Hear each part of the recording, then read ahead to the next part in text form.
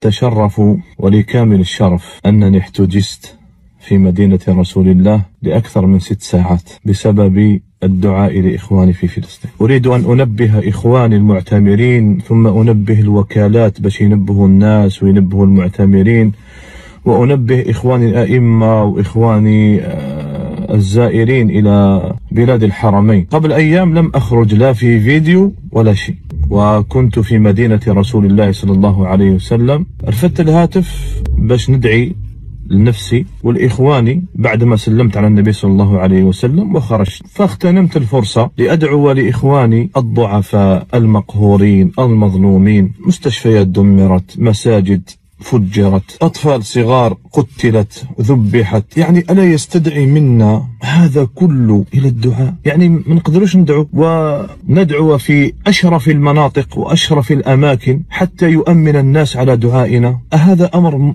أهذا إجرام؟ أهذا الأمر عظيم؟ طيب أنا لم أكن أعرف بأن هذا الأمر ممنوع في بلاد الحرمين، لم أكن أعرف. الدير شال تاع فلسطين يديوك المعتقل، يحجزوك ويديروا لك محضر، تلبسي حجاب فيه، وانا شفتها رأيتها عيانا من اندونيسيا وماليزيا دايرين شال ولابسه وحده حجاب في العالم الفلسطيني، تجزوها وداروا لها محضر. فواحد يروح يعبد ربي ويدعي بينه وبين ربه، يدعي بينه وبين الله عز وجل.